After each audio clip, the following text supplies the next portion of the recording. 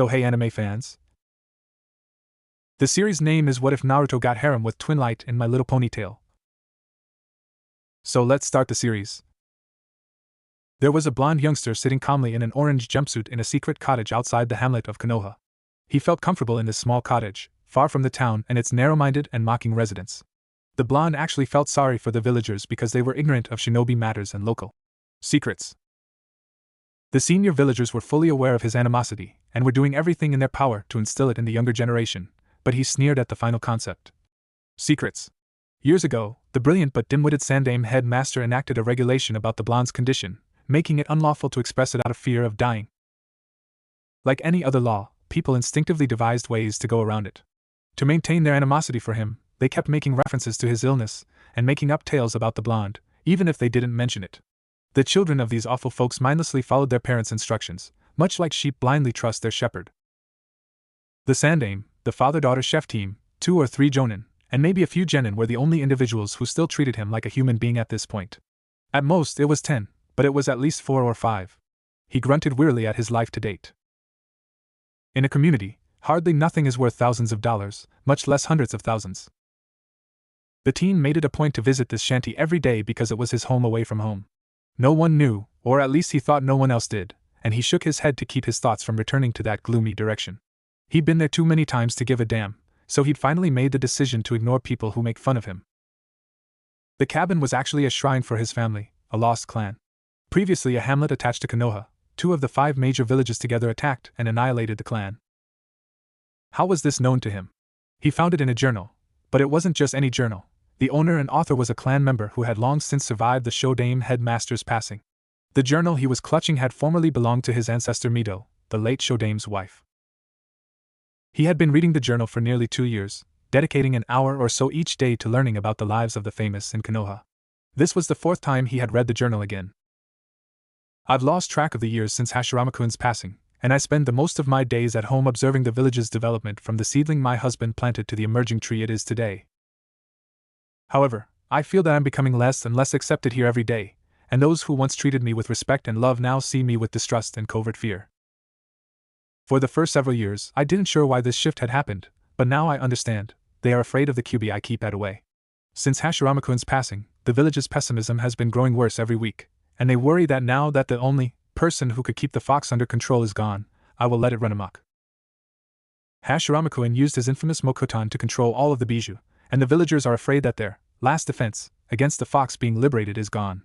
I feel sorry for them because they allowed fear to override their better instincts and judgment. They don't care that I was able to keep the fox inside of me without any harmful consequences. I'm keeping track of the days till I think their terror will get worse. Knowing that he needed to be prepared for his team's first C-rank mission of the day, the blonde carefully closed the old journal and put it back on the shelf where he had found it before walking resignedly out of the shrine and back into the town. Wearing his naivete and innocent look, he mentally resolved to go to the shrine as soon as he got to the village. After 2 weeks, the mission had gotten worse from the start after the ambush against their client and the discovery that he had lied to them, but the biggest blow to his mental health came when the girl he met saw herself as nothing more than a tool, a weapon for a man who didn't show his affection for her until she was gone. The blonde walked solemnly into the shrine. The blonde buried them on a hilltop overlooking the port village, worried that the girl had died in such a way and without regret, only to have her sacrifice be in vain because the man she had spared had killed himself in an attempt to exact retribution. He could have done much more, including helping them find safety in the community and making a greater effort to persuade the girl that her life was more than a tool, but instead he let 2 individuals down who had the opportunity to change their ways and start again. When he opened the book, his thoughts finally shifted from the goal to rereading Mito's thoughts since his mind kept replaying the many situations. Without conscious thought, he grabbed Mito's journal off the shelf. Today, Nudamom paid me another visit. She is such a vibrant and compassionate girl, she reminds me of my own age. It saddens me to think that she might lose that freedom once the fox is moved from my body to hers. Her life is only getting started, while mine is drawing to a close.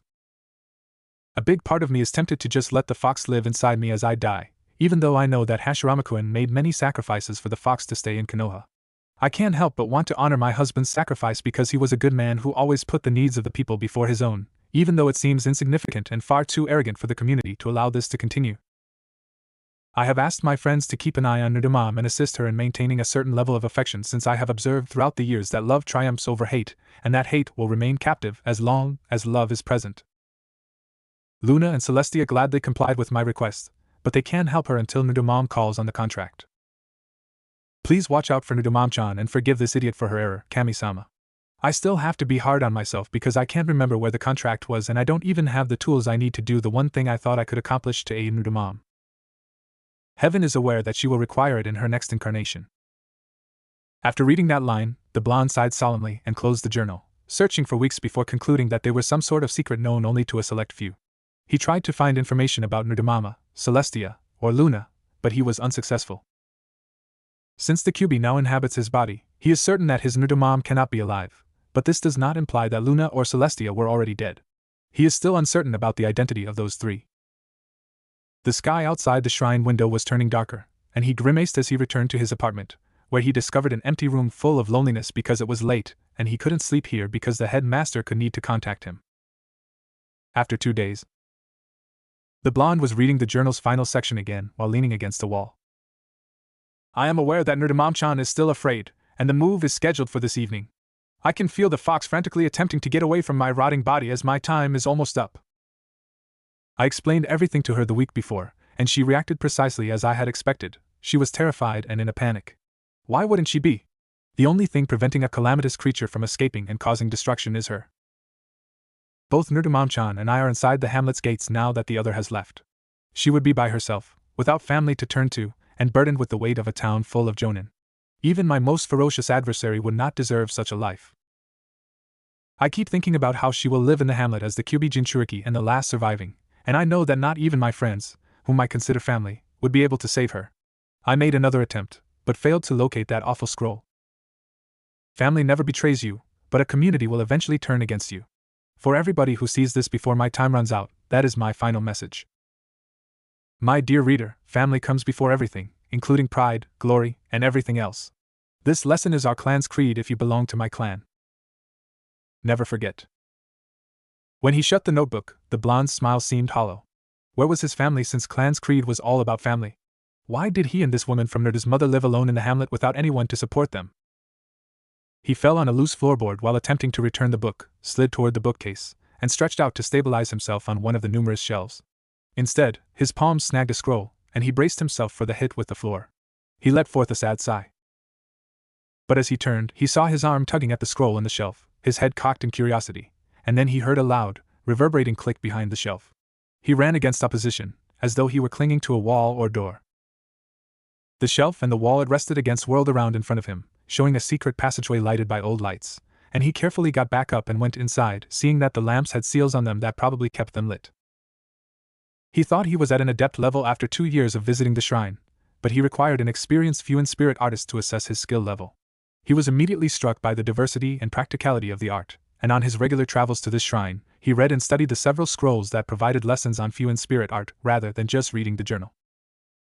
His curiosity was piqued when he descended the tunnel and discovered that the air had changed from ancient and serene to amiable and warm. He eventually arrived at a small, circular room with a single pedestal in the middle that held a scroll and a piece of paper. He went over to the pedestal and read the paper that was resting on the scroll. To the reader. Those from the islands with whirling tides revere this scroll. If you are a member of this whirling tribe, open it and claim what is rightfully yours. If not, turn around or you risk being lost to this world forever. The blonde whispered. Islands with swirling tides. And at last he realized. He put down the paper and picked up the scroll, studying its design, which was a dull yellow with waves of vibrant scarlet splattered around the edges. He sat on the ground and opened the scroll, gazing at the numerous signers, the most recent of whom was Mito. This must be that scroll she tried to find, he whispered to himself as he bit his thumb and started to sign the scroll. Each clan of summoning animals has its own set of rules or regulations that its summoners must follow, and each contract has its own seal sequence. The teenager had inquired about them after reading about Mito's possession of a summoning scroll, and the old Kage was pleased to explain to the boy how summoning contracts, scrolls, and animals operate. The blonde used the information to sign his name in his own blood, and then put his right palm's bloody handprint beneath it. He felt a pull on his body as he completed, and he vanished in a cloud of smoke. Times prior to the summon realm. Recently, Two beings were calmly discussing the disturbing news concerning their summoned race in the throne room of a palace on the sky. The first one had a horn on its head, 2 white wings, and a strange tail and mane that moved even when it was still. It was blue, green, purple, and pink. Its eyes were a vivid purple, full of wisdom, generosity, and authority, and it wore noble jewels around its neck and on its head. Despite its many differences, the second creature was similar to the first. Its mane and tail were translucent enough to see through at times, and its dark blue eyes displayed wisdom and authority. But the compassion looked more regretful than anything else. It wore jewelry that was nearly black in color, with the one around its neck also bearing the mark on its flank, which was shaped like a white crescent moon. To begin, its coat, wings, and horn were a very dark, almost midnight blue color. Known as alicorns, horses with Pegasi wings and unicorn horns, they were Luna and Celestia, the head summons of the clan's summoning contract. Said Luna. "We are running out of time, my sister," in a sorrowful voice. "After Mito's passing, we have lost all contact with the outside world. Soon our contract will vanish." Celestia sighed and agreed. "Indeed. This is a most troubling time. If it doesn't find our contract soon, we will no longer be considered summoning creatures and will be forced to leave our realm and live amongst the humans in their realm, much like the dragons were forced to years ago." Luna looked out their castle window with waning hope and asked, "What shall we tell our people?" As the two turned to face the scroll on the wall next to them, a name slowly appeared beneath Mito's name. The white alicorn sighed and was about to say something when they felt a tug on their minds that might have caused whiplash. According to Luna. "Naruto," Celestia murmured, a little taken aback when a handprint followed the name. She looked at her sister, and they both nodded before turning their attention to the scroll. Gyakukuchios, Yin-Yang release, reverse summon, Anamayatan. Together, they sobbed as a cloud of smoke formed in the middle of the room and the newest name on the scroll came to life. When it cleared, the two alicorns turned to look at the human they had brought into their domain. He was 5 feet 8 inches tall, with hair as golden as sunlight, eyes as brilliant as sapphire, and strange whisker-like markings on his face. He was dressed in an orange jumpsuit with white and blue accents, a blue headband bearing the Konoha symbol, and blue shinobi shoes. Before he focused on his surroundings, he was coughing and massaging his arm to expel the smoke. The room he was in appeared to be appropriate for a king or queen, and he couldn't help but silently consider the decorations that emphasized the area's grandeur. He turned to see the two alicorns staring at him, one with a kind smile and the other in disbelief. The white alicorn, who was grinning, moved forward until she was directly in front of him, lowering her head to meet his eyes. He was unaware of what she was doing, but he kept his gaze fixed on hers. "I am Celestia, the Sunraiser in this realm, and one of the head summons. My sister Luna, the other head summon and Moonraiser, is behind me," she added, taking a step back and nodding with a smile that was just starting to emerge. "Young people, welcome to our land. How long our people have been waiting for a summoner to come here is beyond your comprehension." When his blue eyes met Celestia's purple ones again, he asked, "So, how did I get here?" The blonde waved and leaned slightly to his side, and she nodded and smiled slightly in response. "Was I being led by the scroll?" "In a sense," the white alicorn answered, gesturing for him to follow her with her wing as she led the three of them down a castle hallway. "The scroll acted as a medium for my sister and I to use our powers to bring you here. We reverse summoned you so that we could see you for ourselves." There was a hint of astonishment in the query. "Can summoners also be called upon?" "That is correct," replied Luna. "It usually only occurs when a summoned clan has some important news for their summoner. In this sense, we did it to test your worth for ourselves." The blonde nodded as he looked around the ornate corridors. "So, what is my test?" The Sandaime had informed him that summoned clans evaluate prospective summoners to see if they have what it takes in addition to laws and regulations. "For your test to occur, we must go down to the lower city. Once there, I will call the 6 who will test you," Celestia said as she led the two of them to a sort of chariot pulled by a group of Pegasi. Naruto nodded and carefully climbed into the chariot with them, but he had to cling to one of their legs because it was not designed to carry people. The ride itself was enjoyable for him, and the serenity of the realm and the sensation of the wind in his face were indescribable to someone who had spent his entire life surrounded by rejection and scorn. Before a burst of energy shot upward and erupted like a flare, Celestia's horn gleamed a bright white, and the three of them stepped out as the chariot landed. The blonde told them, "They will be here shortly." And while they waited patiently, she saw 6 horses calmly approaching. The first unicorn had purple eyes, a mark on her flank that resembled a rose-colored 6-point star encircled by white glitter, a light purple coat and horn, and a dark blue mane and tail with a violet and rose streak. Her emerald eyes added a touch of individuality, and she wore what Naruto could only assume was a cowgirl hat. Her basic orange coat, blonde mane, and tail in a human-style ponytail were followed by a mark on her flank that resembled 3 apples. The third was a Pegasus with wings and a vivid blue coat. She had rainbow-colored hair, red-violet eyes, a slightly spiky mane that gave Naruto the impression that she was a tomboy, and a cloud-shaped mark on her flank from which a rainbow appeared like a bolt of lightning. The fourth Pegasus was so shy that Naruto thought of the Hyuga girl from his graduating class.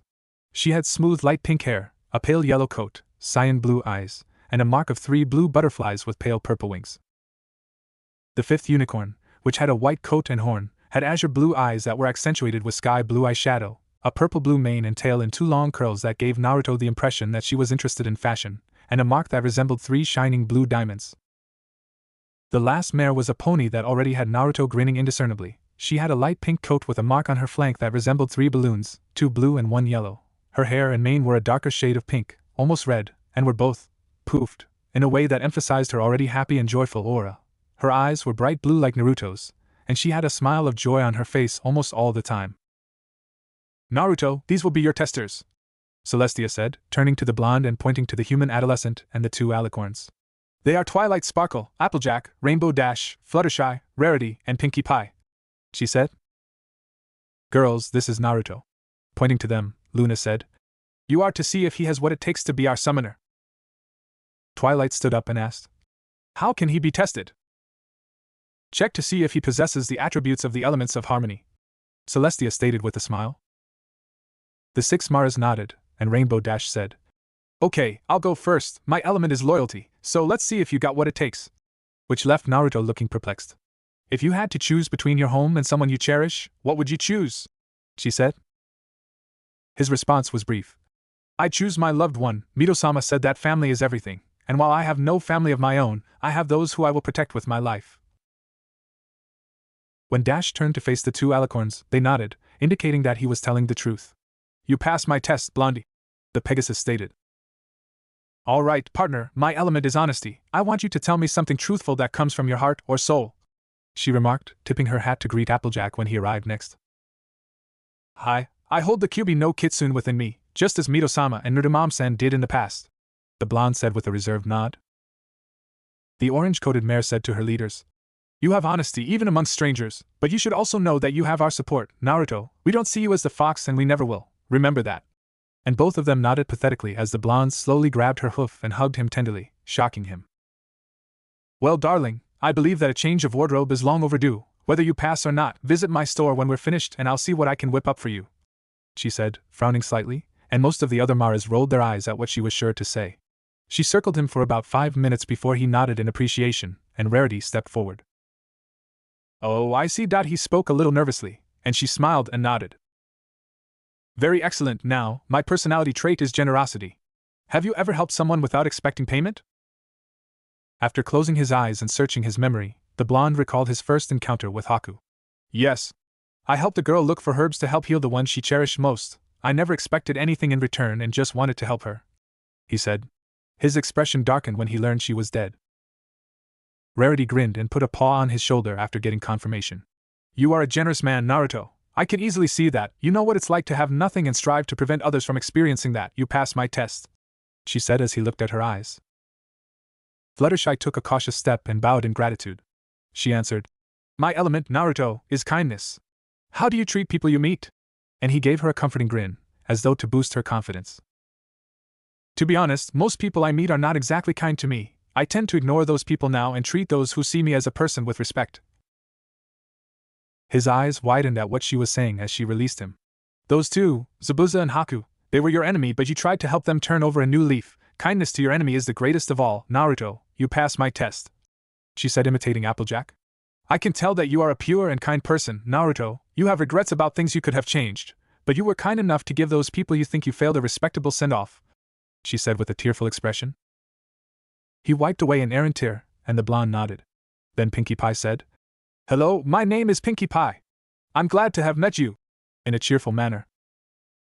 "Ah, Naruto, nice to meet you too, Pinkie," he said with a smile. "Okay, dokie Loki, my element is laughter," she said, nodding and sitting down in front of him. "Have you ever brushed it off with a smile rather than a pessimistic attitude?" "Well, before I learned to just ignore the people who treated me unfairly, I used to prank them to get back at them. I had fun with my pranks and made sure that no one was hurt by them," he said, closing his eyes as he considered her question. Does that count? He asked, looking anxiously at Pinky. Yep. The pink mare nodded. You passed the test I took. He gave him a grateful nod before she faced him and said, By the way, would you mind telling me about your practical jokes? I always enjoy a good practical joke. Instead of making those practical jokes hurtful, you made light of something that most people would find offensive. The others were anxious, but Naruto smiled and said, Sure, I don't mind. In response, Twilight said, Okay, my test is actually very simple. My element is magic, so I want you to release as much energy as you can, okay? And moved forward. With a cheer, the contented pony turned back to the others. The blonde nodded and grinned slightly before Naruto produced the ram's seal and flashed his chakra. Naruto was in the middle, releasing the energy without showing any indications of tension or fatigue. He was surrounded by a physical dome of chakra, and it seemed to the others that a tidal wave of energy flowed over them from him before gradually growing in diameter and swallowing them all up. The Maras all exclaimed, Incredible! As Twilight ordered Naruto to cease releasing his chakra. As the energy drained, the unicorn nodded. I have to say, your energy output is unreal. I don't think I've ever witnessed someone with that level of energy in them, Naruto, said the unicorn. The white alicorn said, nodding and grinning a little. Well, you certainly have the requirements needed to be our summoner. Before turning to look at Luna and Celestia. Replied Luna. To think that after nearly 40 years we finally have someone worthy enough to be our summoner, you honor us, young. It was unnerving to hear that, even though Naruto didn't believe he had done anything really noteworthy, but it was still good to have someone express gratitude, even if they were summoned creatures. Well, I have no qualms with you being our summoner, Naruto. However, you should know that the 6 of us here with you are the only ones capable of being summoned at this time, Celestia replied. What's the reason? They inquired.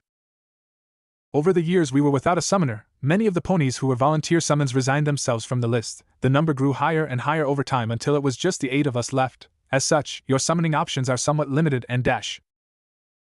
It doesn't matter to me, said the brunette, causing everyone to turn to him.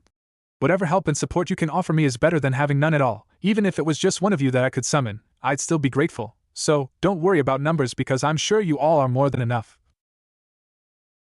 The white alicorn added. You have our gratitude, Naruto. Once everyone had cleaned up, the others grinned because they were moved by his sincerity. Now I believe you have some clothes to replace, she responded. The others followed with happy glances as Rarity jumped forward and used her fangs to grip Naruto's sleeve before almost dragging him to her place of business. The Rarity store. As he stood in the center of the store, Rarity instructed Naruto. Now, my dear, just stay still, and I'll dress you up in a gorgeous outfit. What appeals to you?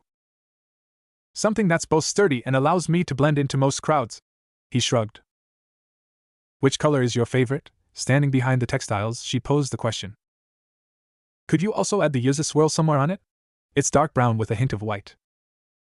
I already have an idea of the outfit and your measurements, dear, she said, smiling and nodding as she took measures of his body, waist, legs, arm length, and neckline. She started working on the dark brown material and added, Come back in about an hour, and it will be finished. Hey, friend. Are you able to help me in any way? Naruto nodded and walked out of the store, running into Applejack. Yes, what did you require? As she brought him to her apple farm, the orange mare said, I think you could be a darn big help in getting those down. Pointing to the trees covered in apples.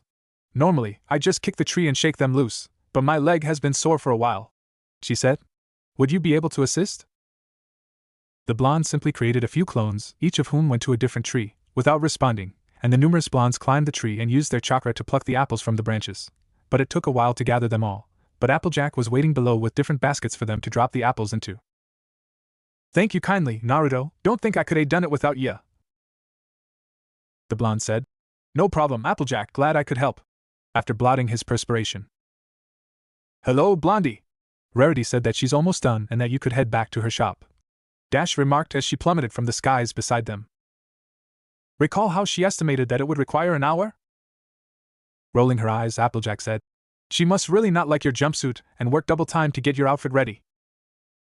Yeah, I think you're right, the blonde remarked, returning to Rarity's after glancing over his clothes and starting to perspire at how tattered and deteriorated they were. When he arrived at the changing room, a brand new outfit was prepared for him, and he was dragged right away. Come on, darling! I must see you in the masterpiece I created for you. Unaware that the white unicorn had called the others to check on him, Naruto grinned at her antics, took off his jumpsuit, and started putting the garments on. He wore a dark brown robe with a hood that reached the backs of his legs and hung down behind his back. 1. He was dressed in a white long-sleeved shirt with a greenish-brown collared vest. The man was wearing gray-brown slacks and black boots, and he had a kunai bag fastened to his right leg. A black belt with an yuzu swirl belt buckle supported the pants. Rarity's face lit up with pride as the others praised his attire. Naruto heard them talking among themselves and inquired, "How do I look?" With a smile and a nod, Celestia said, "You look very sophisticated and professional, Naruto. You've really outdone yourself, Rarity." "Thank you, my lady," said the stylish unicorn. "Now, Naruto, those clothes have some mesh armor sewed into the fabric to increase their durability. I'll get to work on making some extras for you, but I must say that you look quite dashing." "Thanks, Rarity," the blonde murmured, and stroked his head shyly. He turned back to Celestia and asked, "What's next?" "Now we send you back to where you found the scroll. Be sure to keep it safe and remember where you put it. We don't want to risk waiting another 40 years before a summoner calls upon us again," she said with a nod. "Now, over the years we each have gained some experience in what you shinobi refer to as Kekkei Genkai. We won't go into details now, but you will see for yourself soon. For now, just continue your ninja career and don't hesitate to summon us, whether to have us assist you or to just talk." After giving another nod, the blonde bowed to each of them. "You all have my gratitude. What you have done for me these past few hours is more than anyone has ever done. I promise not to tarnish the name of both my clan and your people," she said.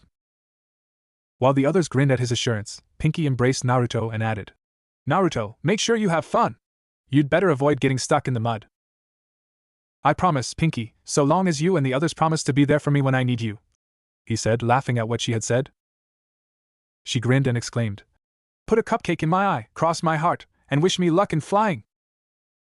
After the other Maras had laughed at the pink pony's seductive poem, Luna assured her sister, "He'll help us and his clan return to their former glory, I know it," before the two alicorns sent the blonde back.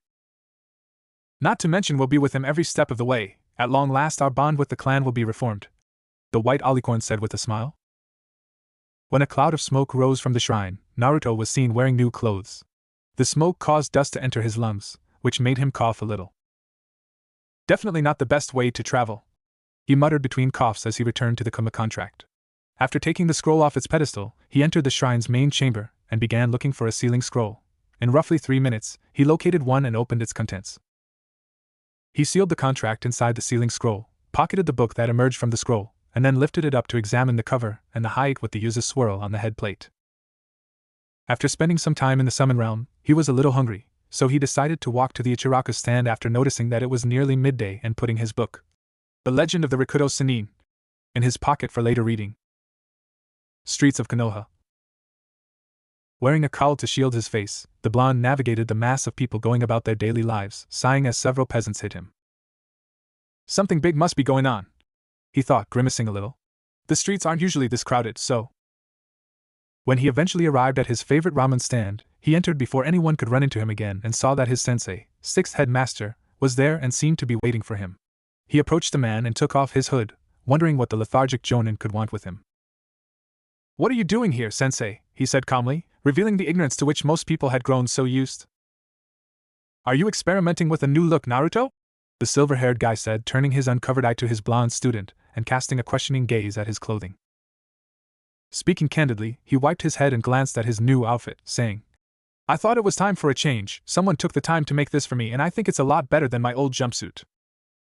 Before the sixth headmaster said, "I decided to enter you and your teammates in the ninja training exams. I already told them about it and gave them the forms needed to enter." Naruto's friend seemed eager, not a surprise there, and Sakura looks unsure, but I don't think she'll back out. The jonin nodded and pointed to the stools. The two shinobi then placed their meal orders. As Ayam served them their first bowls of ramen, the whiskered genin asked, "I assume that all three of us must take the test together?" Naruto calmly stated, "That's correct. If even one of you does not want to take them, then the other two can't take them either. It's meant to be taken as a team." Which somewhat surprised the jonin. "As you mentioned, Naruto's friend is eager. Sakura will most likely agree, and you should know my answer," the blonde remarked to his teacher after eating his first bowl. The female ramen cook served him his second bowl, and he grinned back before turning to face the one-eyed jonin. "I have a question for you, sensei. Is if you think we are all ready?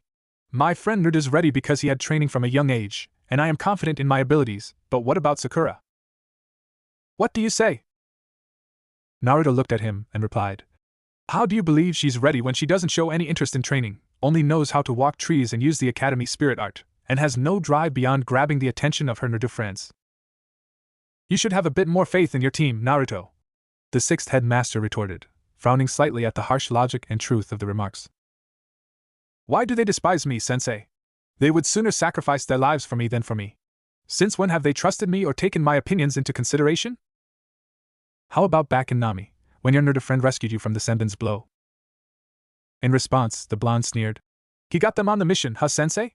I'm prepared to wager my chances of becoming headmaster that he did that to put himself in a position to gain his red eye's power. It's improbable that he risked his life for me. The Jonin searched for evidence to refute his student's reasoning, but he was unable to find any. Look, Naruto, I know you have more than enough reasons to doubt anyone ever helping you, but can't you at least try to give them a chance? Said he. When his uncovered eye met Naruto's blue eyes, it saw only mistrust and a hint of rage. For these tests, you will have to rely on one another. I won't promise you that I'll put my faith in them, but I'll tolerate taking this stupid test with them, the Genin remarked, turning back to his bowl. The Jonin said, That's all I ask of you, Naruto. Setting enough cash on the counter to cover their shared 4 bowls of ramen, he put the sign-up form there and walked away from the stand. After listening in on their talk, Ayame asked her surrogate younger brother, Naruto, do you think your team will pass?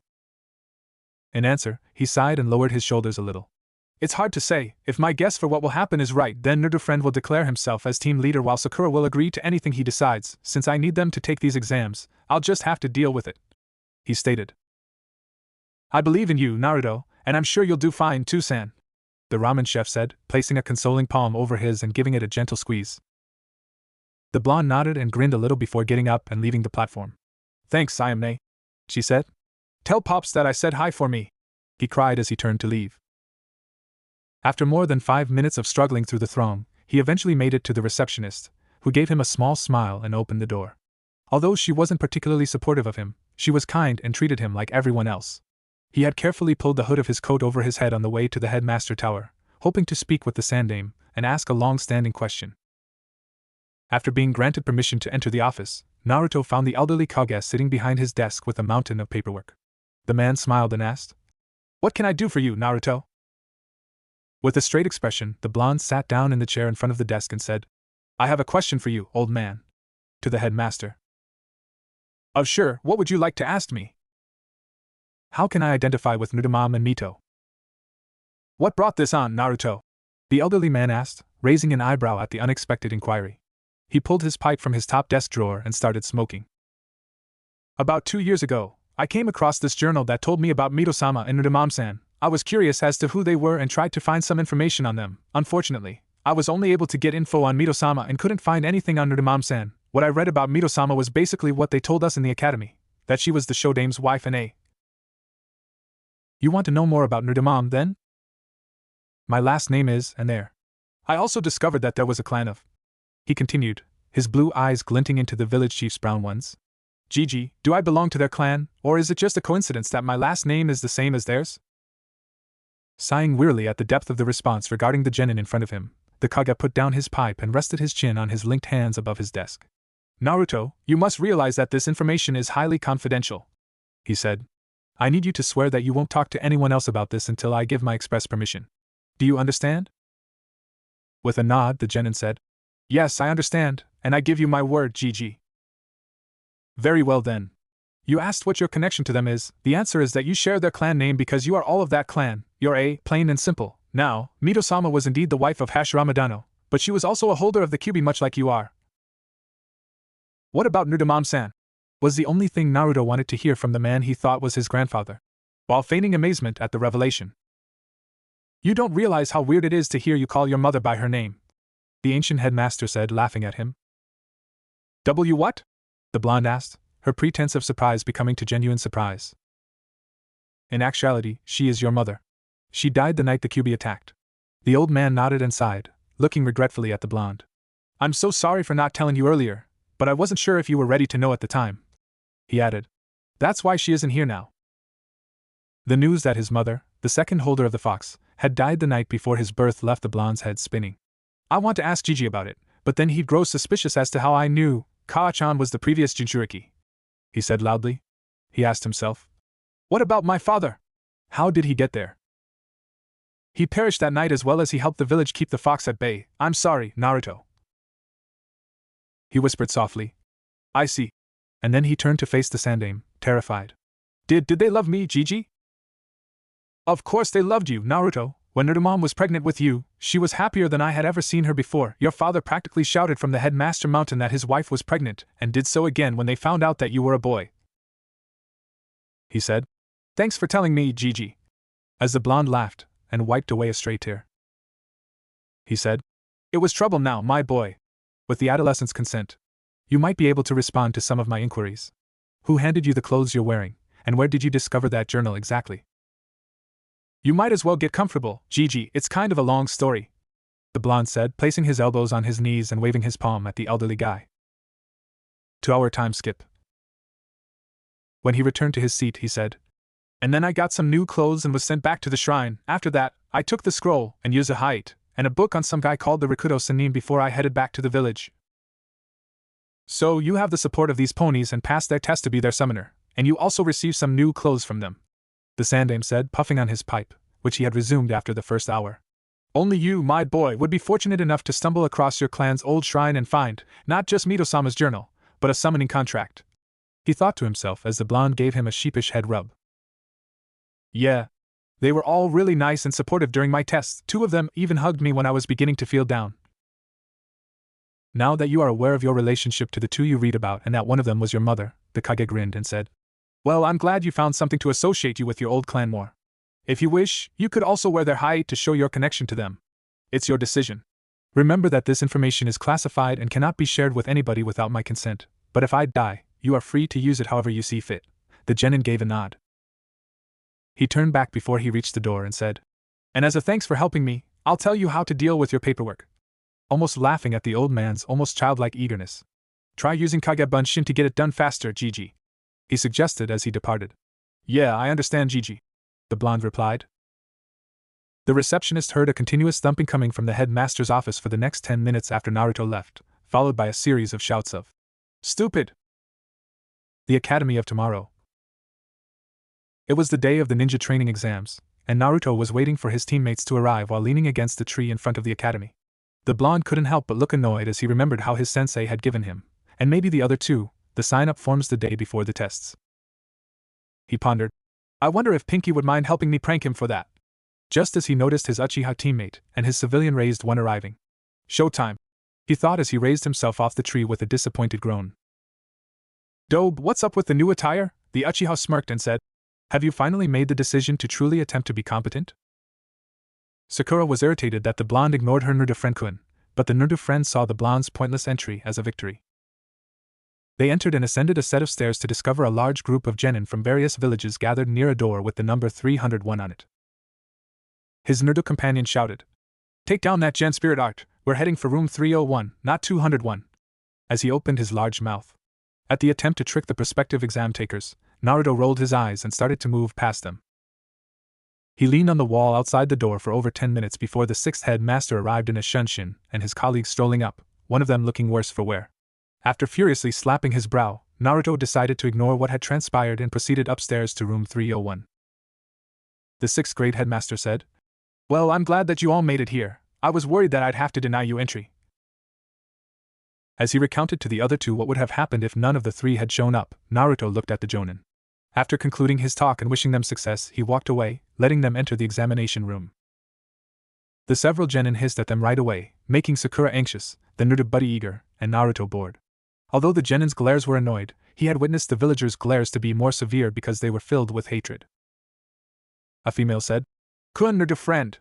A blonde teenager in purple was embracing him from behind, which made Sakura very agitated. She said, as the Uchiha had to quickly get used to the additional weight on his back. Avoid your nerdo friend Kun, Inopig, she shouted. Billboard brow, make me, the blonde responded by blowing a raspberry like a 5-year-old. Still in shock that the Sandaime hadn't taken it away from him, Naruto simply took the book out on the Rikudo Sanin and started reading. However, he had no intention of complaining. The blonde said in a sleepy voice. Troublesome. While glancing at Nara Shikamaru, Ino's comrade. Akamichi Choji, a heavy-set genin whose heart was as large as his hunger, stood next to the sluggish genin. So you're here too, Naruto? The only genin who could see behind Shikamaru's innocent exterior was Aburame Shino. The whiskered genin simply nodded and returned to his book. "We found you! Yahoo!" exclaimed Inuzuka Kiba, a boisterous genin from Naruto's graduation class, as he and his colleagues approached the Leaf's rookies. Shino, a quiet but bright boy, and Hyuga Hinata, a shy but nice girl, stood behind him. When Naruto looked up from his book, he saw a silver-haired Konoha genin with purple clothing and spectacles. "Silence down," a new voice said. "You're making a scene and basically putting a target on your backs." "Yes, who did ask you?" The Inuzuka responded with an encouraging bark from Akamaru, his dog. The genin exhaled a sigh of relief. "My name is Yakushi Kabuto, and you can call me your go-to guy for these exams. I've taken them at least 7 times and failed each time, so you should have an idea of their difficulty." "Do you believe that joining up for them was a smart move given how difficult things are?" Hinata said, nervously putting her fingers together. "Tell you what, since you guys are obviously rookies, I'll help you out," Kabuto said with a smile, and pulled out what appeared to be playing cards. "These cards have information on any genin you're interested in as well as info as to which villages are taking these exams," he said. "What's up with the new clothes?" Naruto asked, as the others turned to look at him. Hinata blushed at his more sophisticated appearance. "In which towns is genin taking the tests?" "Well, it appears that Suna, Kumo, Kiri, Kusa, Aim, and a new village called Oto have genin participating with the Konoha genin," Kabuto said, drawing out a card and causing his chakra to disclose its contents to the novices. "Naturally, given that they are still relatively new and unheard of, I doubt Oto will perform all that well," he remarked. Sensing that something unpleasant was about to happen, Naruto narrowed his eyes and felt a slight flutter in the back of his mind as he looked around the crowd. Behind them, in the crown of a genin who was waiting, was an Oto team, their features sporting faint frowns from being dismissed so swiftly. After a friend of Naruto took over and asked Kabuto to give him information about Rock Lee of Konoha and a Suna genin named Sabaka no Gara, the seasoned genin created 2 cards and let their contents speak for themselves. "Alright, let's start with Rock Lee by Konoha. His master is Mato Gai, and his comrades are Hyuga Niji and Higurashi Tenten. It is not surprising that he only has a very high degree of Tai spirit art, since his master is the best jonin practitioner in the village." Suna's Sabaka no Gara comes next. He is a disciple of a jonin named Baki and is allied with his older siblings, Sabaka no Temari and Sabaka no Kankuro. Despite the fact that his abilities are unknown, he stands out for having survived every mission his crew has attempted. After taking a quick look at the Suna genin's picture, Naruto looked around the room for him. When he spotted him and their eyes met, he felt another negative tug at the back of his mind. Then he noticed the Oto team attempting to apprehend Kabuto and heard a quick movement. The thought crossed his mind. "This guy. He's definitely not one to take lightly or piss off." Before his glasses broke and he fell to his knees, spitting his guts out, the blonde watched the experienced genin dodge with ease. "Damn. Sound-based attacks, fitting since their village is named Sound," he thought.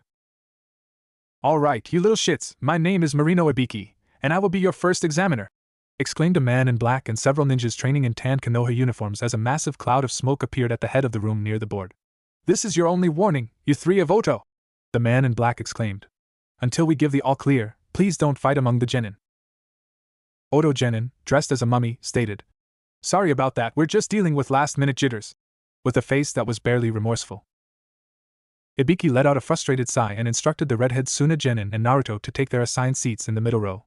"Swell," he thought mockingly.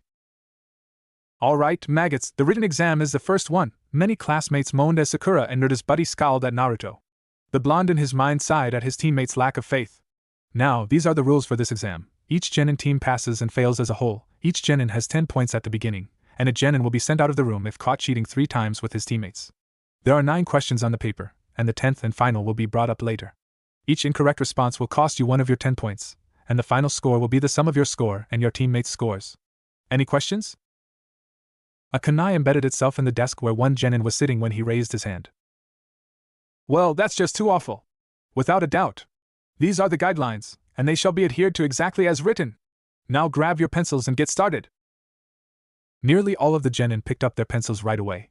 Upon glancing at Gaara, Naruto noticed that the redhead had remained motionless, sitting motionless with his eyes closed.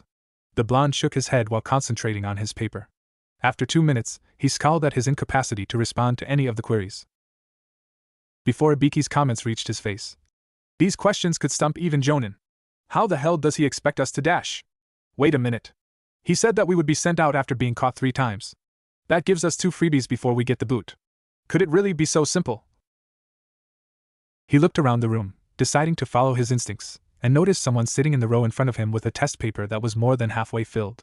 He went out on a limb, taking a smoke bomb from his ninja pouch and cradling it in his right fist. He let the bomb fall off his desk and close to his target before creating a covert hand seal and detonating it. Smoke entered the room, and he quickly exchanged papers with his target before acting perplexed. The blonde's plan was bold, dangerous, and foolish, but it was also the right approach for the test. Ibiki said. Not bad. Not bad at all. Admitting everything. Tenten assisted Lee by using the test paper reflections and wires hanging on the ceiling. Sakura and Shikamaru, who were book smart, had no trouble writing down a few answers. Kiba and Shino used their respective animal companions to help them find the answers. Ino waited for Sakura to finish her test before using her clan's spirit art to invade her mind and body. She then memorized the answers and returned to her own body before entering Choji's and writing them for him. Temari waited patiently for her brother to return with the answers written on a little scroll as they planned using gestures, while Gaara created a third eye out of sand that flew over the room and examined the answers for Gaara to write down. The Oto Genin were able to follow other test takers writing solely by sound thanks to the use of chakra. Even though Ibiki knew immediately that the ninja training was actually a puppet of the Suna Genin, he remained silent when Kankuro pretended to need to go to the restroom and the ninja training took him. All right, pencils down, Ibiki said when Kankuro returned. Okay, the last question has an extra rule, he said when the genin had all turned in their answers. He stopped the yelling and sobbing before he turned violent. Shut your damn mouths. I set the rules because I'm in power here. The additional rule is actually a decision. You can decide whether or not to answer the question, he yelled. How about we accept it? Ibiki said with a vicious smile, while Akiri genin scoffed. Well, if you take it and fail, then you basically give up ever becoming a ninja training for your entire career. What? Ain Kunoichi exclaimed. That's messed up, you jerk. Akamaru snarled in agreement with Kiba's yell. Listen, your village leaders have all agreed to this rule and are aware of it, the man continued, putting an end to any protests from other genin about the new restriction. You must decide right now. If you don't want to answer the question, leave immediately and take your comrades with you.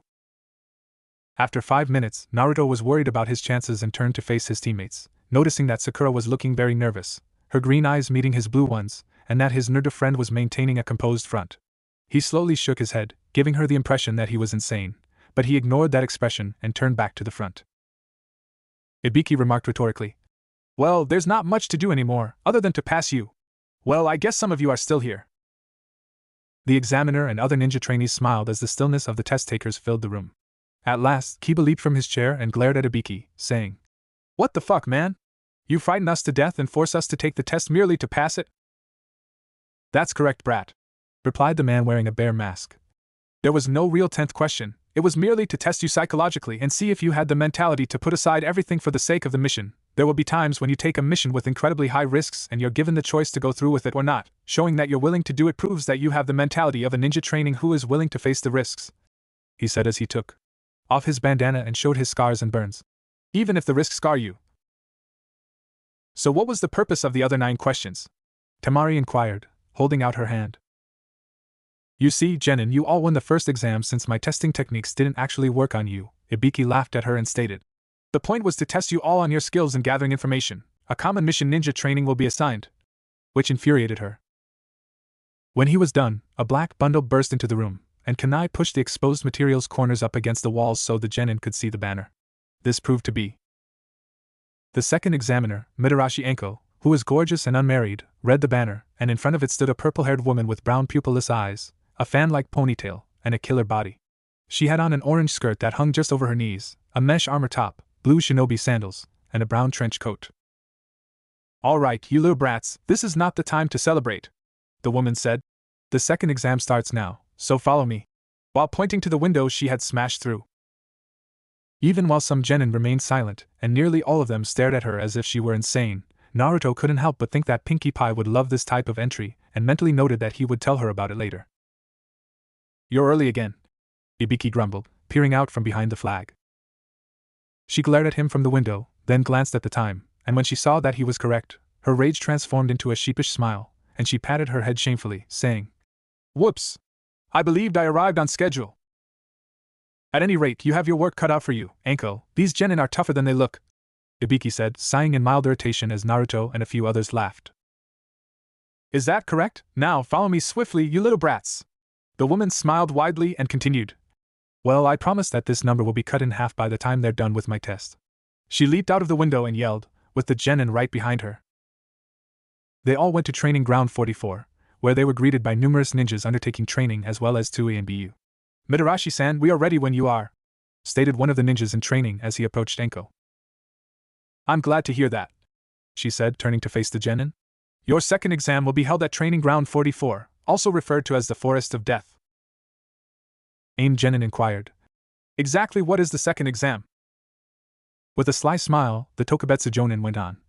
You can think of this little test as a beefed-up game of capture the flag. Your teams will have to defend either an Earth Scroll or a Heaven Scroll.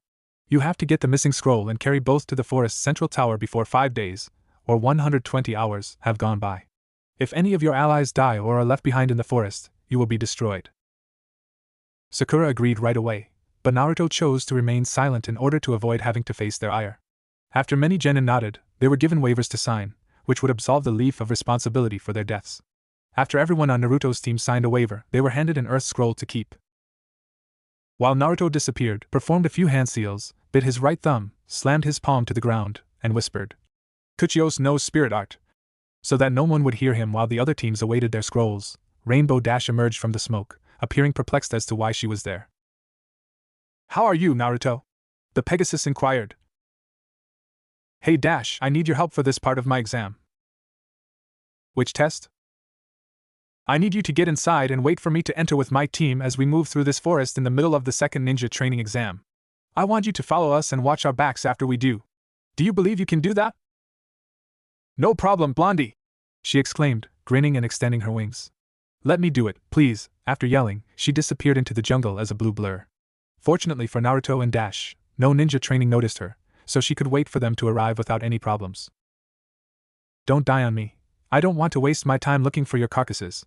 All right, let me give you all one last piece of advice now that everyone has their scrolls, yelled Enko, attracting the genin's attention. Move your asses now. The second test has now started. As soon as the forest gates opened and the genin hurried inside to start their test, Dash smiled at the thought of facing her summoner, and started after him and his companions. Let the games begin, the summoner said, turning back to face the road ahead after giving Dash another wink.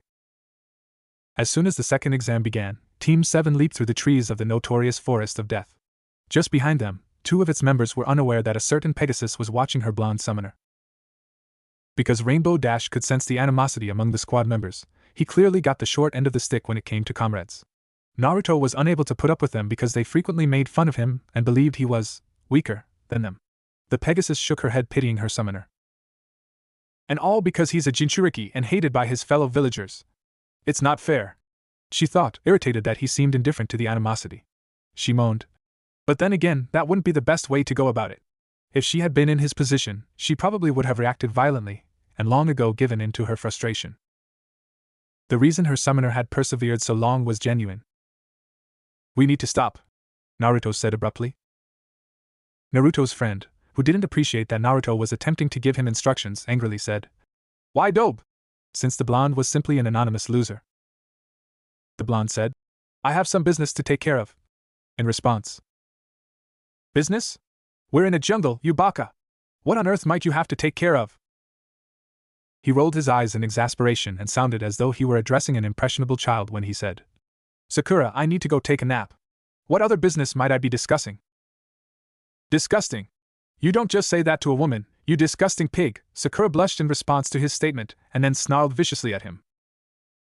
How can Naruto put up with her? It was obvious that Sakura's conversation with the blonde had infuriated Dash. The pinkette was acting very strangely, and even she understood what he was saying. Sakura hurried after his Naruto buddy as he jumped back into the forest, saying, Just hurry up, doe. As they sunk to the woodland floor and the blonde disappeared into the underbrush. Dash mumbled, Jerks, and looked at them from her vantage point before pursuing her summoner, who was sitting next to a little pond, watching the tiny fish move in the water. They just ditched you, Blondie, she remarked to him. I know. I knew they would, which is why I made up that excuse to leave them, Dash said, understanding, and settling down next to him. So, care to tell me about yourself? He patted the floor. Where did that come from? The Pegasus laughed and asked. He laughed and replied, I just thought that we could get to know one another since you and the others are my new partners. If you don't want to talk, that's fine too. I'm not bothered about Blondie. How did you want to do this, please? Just tell me your name, likes, dislikes, and dream for the future. She laughed and responded. The name's Rainbow Dash. I like flying, fixing the weather in Ponyville, my friends, and doing stuff that's cool. I dislike boring things, jerks, those who abuse their power, and those who mistreat others. My goal is to meet some pony special and start a family. The sincere response was, That's a nice dream, Dash. I'm sure you'll meet somebody who means a lot to you. And the Pegasus gave him a grateful glance. Thanks, Blondie. Your turn now. Okay, my name is Naruto. I like to read, study few and spirit art, the rare few people who care about me, and finally you and the others for helping me. I dislike those who see me as the fox, those who hurt my precious people, being unable to stand up for myself, rapists, and perverts, my dream for the future. He stopped and gave him a worried look. It was to be headmaster, but I know it won't ever happen now. My dream is just to find a place where people accept me and I can live in peace.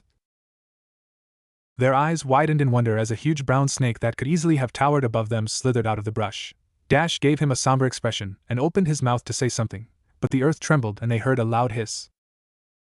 Naruto muttered, Not good, as he swiftly attached a seal tag to a kunai and said, Dash, I need your help to reach its head. Naruto, on it! She shot back, grabbing his coat by the back with her teeth and tossing him over her back. And then leaped into the air before plunging in the direction of the enormous snake.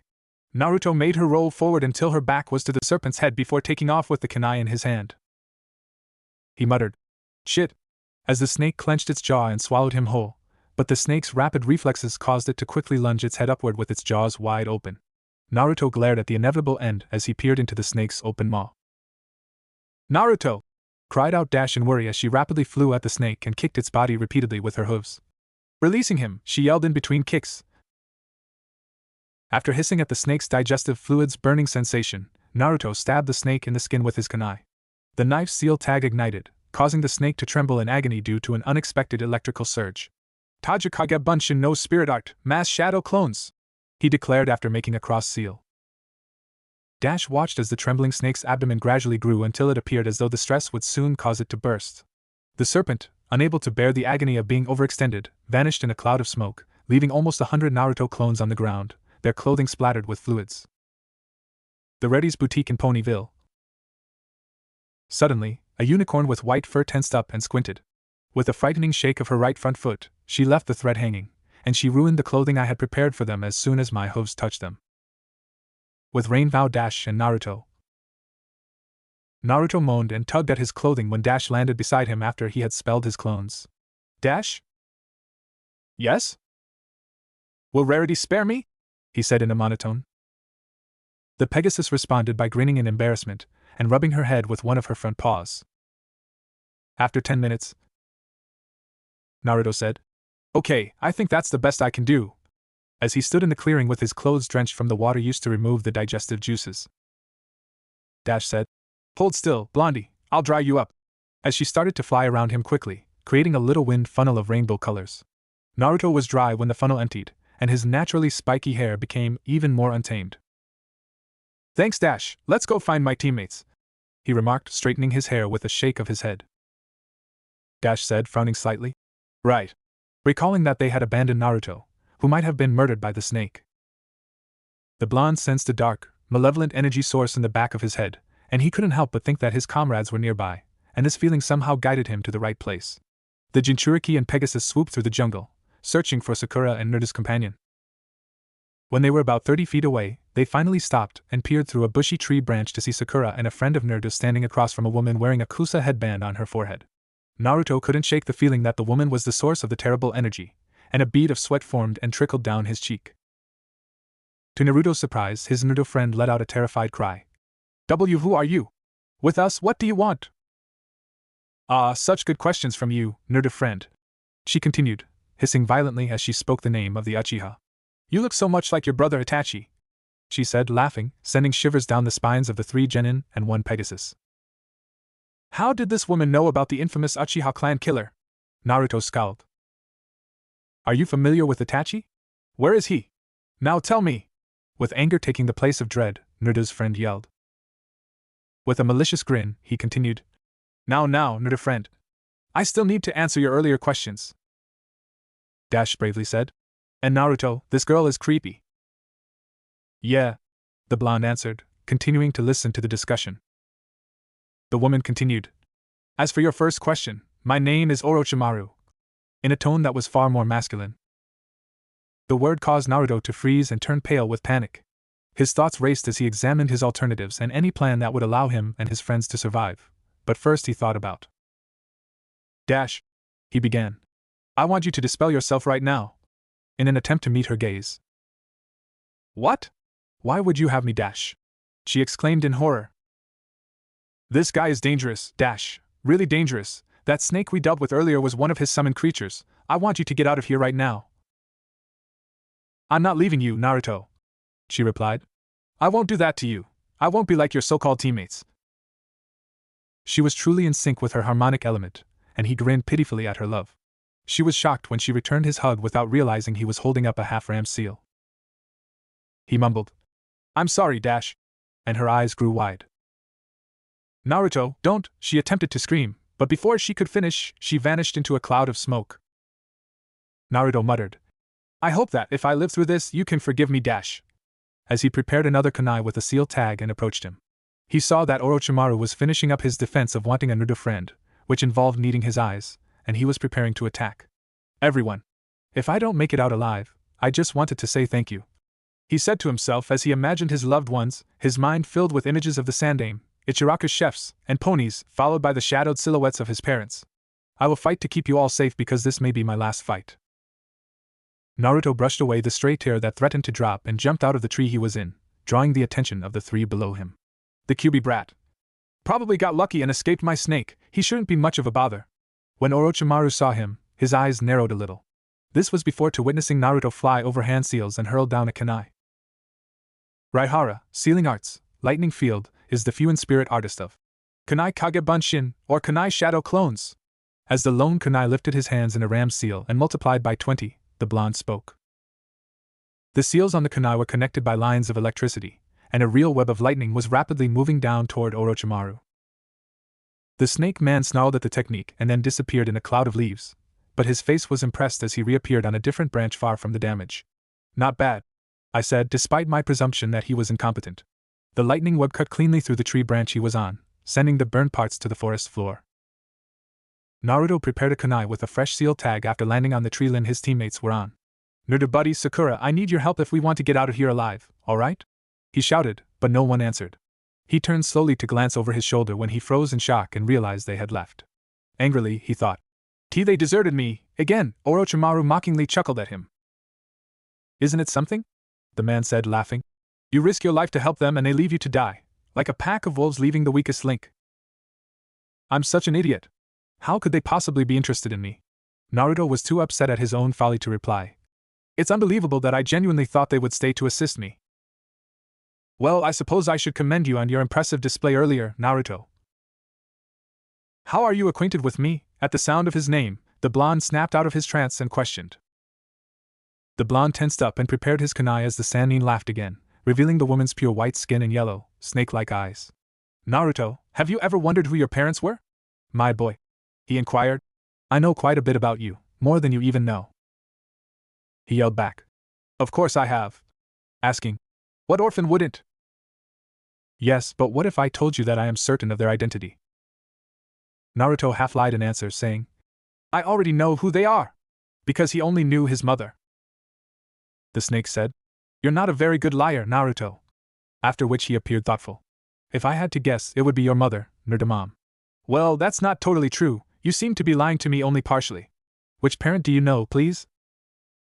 Naruto tensed up once again and hurled his kunai at the snake with rage, but he was able to easily avoid it by tilting his head lazily. I see I hit the nail right on the head, so, you still don't know your father. Sarutobi-sensei must really not have a lot of faith in you if he kept that from you. Stop talking! You have no idea! What is this sensation?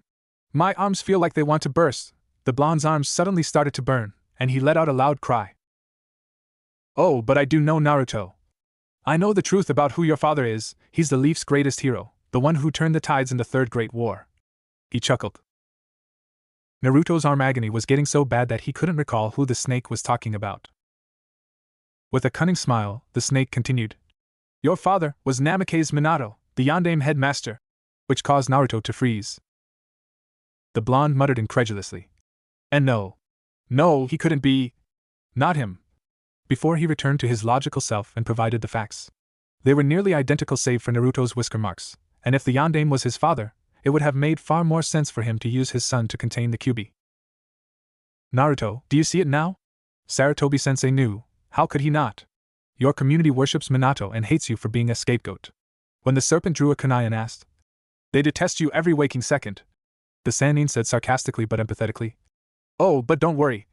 You won't have to deal with the hate anymore, for I'll end your agony right now. While Orochimaru was at least 10 feet away, Naruto's arms screamed in agony as his instincts forced him to swing against the impending threat. However, the swing wasn't in vain because golden chains flew at the snake, which he narrowly avoided with a startled expression. Chakra chains? The man thought as he considered his options. However, that isn't feasible. It wasn't until she became a jonin that Naruto received them. Naruto collapsed to his knees as the shackles retreated back into his skin. His arms were numb from the abrupt relief from the searing pain he had been experiencing earlier, and they felt like dead weight as he struggled to breathe. Maybe this could work out to my advantage.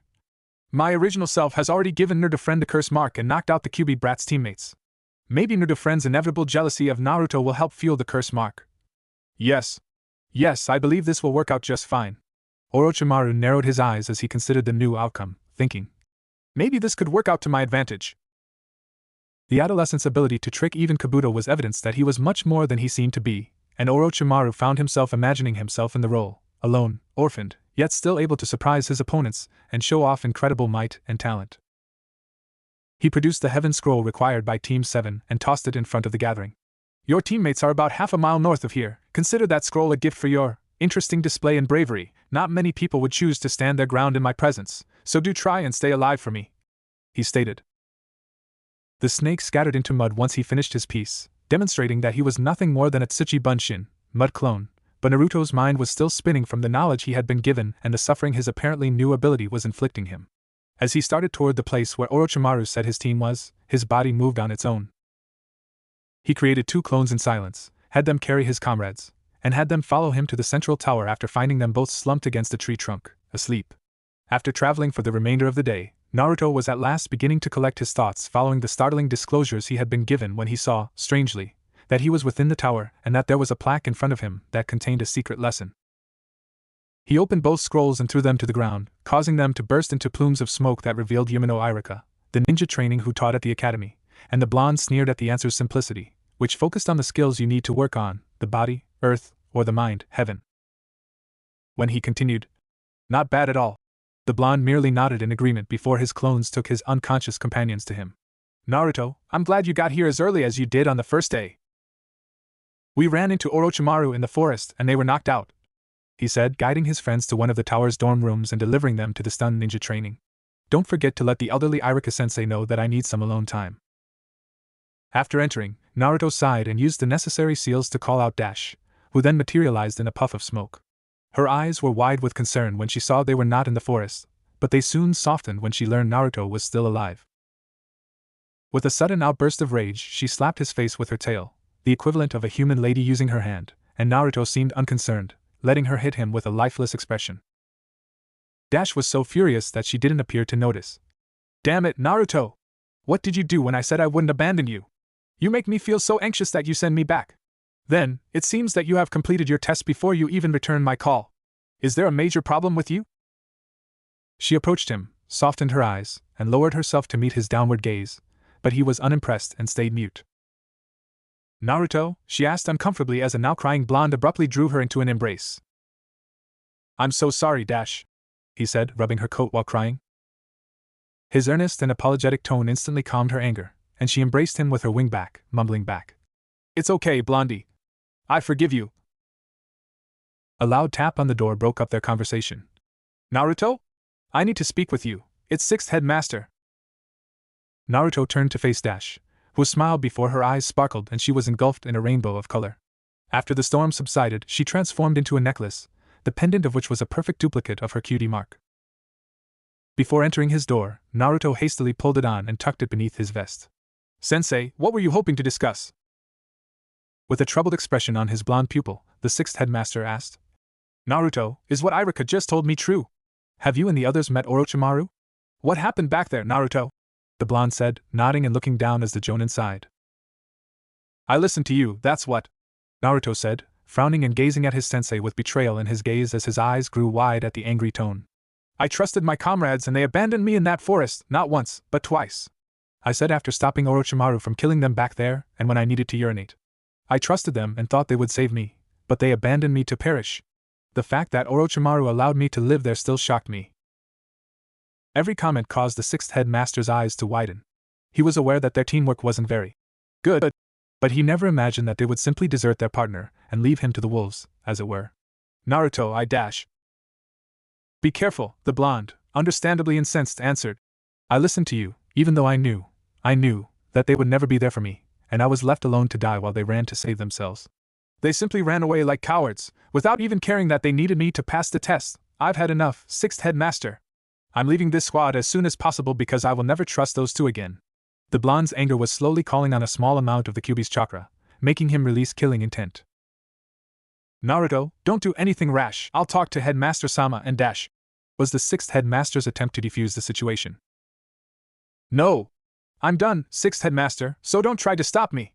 I won't blame you for their behavior, but I won't let you attempt to save a squad that is clearly not working as a cohesive unit. I'm very sorry, Naruto, the Jonin said with a regretful sigh, knowing that he was 100% correct. I never imagined they would harm you in that way. Will you pardon me? Like I said earlier, I don't blame you, sensei, Naruto murmured. There's no need to forgive you for something you didn't do or have any control of, but I will never forgive Naruto friend or Sakura for what they did. I know I could have taught you more, so please come to me if you ever need someone to train you, okay? Responded the Jonin. I understand, and thank you for not blaming me. Naruto bowed to his teacher and said, Thank you, sensei, with a sincere smile. Don't mention it, now, you should take the remaining 4 days to rest and prepare for the next test, you'll need it. The sixth headmaster said, grinning and giving him a brotherly head rub. The blonde said, I will, sensei, and went back to his room, shutting the door behind him. At least your teacher wants to try and make it up to you, Dash replied, returning to her former self and smiling reassuringly at him. Dash, could you please ask the others to call me back in reverse once more? Why? As he struggled to summon the chains he had previously made, he explained. Something tells me that I'm gonna need some more tricks up my sleeve for the next test. Plus, I want to know if Celestia or Luna know what these are. Dash looked at them in amazement before nodding and vanishing in a puff of smoke. In less than 5 minutes, Naruto followed suit. 4 days later, Central Tower Indoor Arena. While they waited for Anko to complete the second test, Naruto stood behind the other genin. Konoha had previously been defeated by Teams 7 to 10 in Kabuto's team, Suna by Gaara's team, and their village by the Odo team. The blonde rubbed his arms and thought back to the training Celestia had given him for his chakra chains. The alicorn understood their nature and taught him how to summon and use them more effectively, while Luna repeatedly blasted him with Meiton, dark element, chakra to help him focus and block out outside distractions.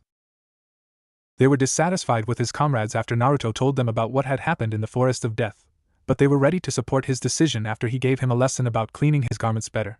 Depending on who you ask, though, Naruto was able to reassure her and let the Maras know what he planned to do following the test. Applejack was just a few seconds away from being called forth by Naruto to mule kick them into the following year. He also appreciated the congratulatory party Pinky threw for him during his 4 days off. The pink mare was delighted to assist him in enjoying himself for the first time in a long time, and he thanked her with a heartfelt hug because he had never had anyone throw him a celebration of any type before. After their brief interaction in the forest, Dash became so attached to Naruto that she could easily call him a friend. She even followed him out of the summon realm and posed as her necklace form to be near him. The blonde was also able to attach seals to each pony during his visit. These seals were linked to a device he wore around his neck, which made it possible for them to converse with one another in their minds, a feature that was still very helpful but incompatible with cross-reality. After snapping him out of his reverie, Anko declared, Congratulations! You've passed the second exam. We will therefore immediately go on to the next test, or at the very least, the incident that will reveal the weaker links. What are you discussing? Ino scowled and said. Some of us just arrived and are barely standing. That's not our problem. You knew precisely what you were getting into when you took these exams. But from now on, you no longer have to worry about how your actions affect your team's future. It's every genin for himself or herself. So if there are any of you who think they can't continue, speak up and tell us now or else shut up and stay put. the Tokubetsu Jonin retorted. We need to pick out more of you because too many of you have already passed away. Kabuto was the only genin to raise his hand, and Naruto narrowed his eyes as he sensed a bad vibe from him. The silver-haired child was let go, leaving 20 genin. As part of the wall behind her pulled aside to display a screen, Enko mumbled to herself. 20? That means that we'll be having 10 bouts and 10 maximum genin for the finals. She clarified, speaking louder. This device will be what decides your fate. The first 2 genin to battle in their first meeting will be. Stunned by the outcome, the genin, their Jonin sensei, and the Sandame, who had come to observe the preliminary round, stood and gazed at the screen when the first 2 names appeared. 2 rows of names were haphazardly mixed together on the screen, with a big VS between them. On the television, this was displayed. Uchiha Nurta Friend vs. Hyuga Niji.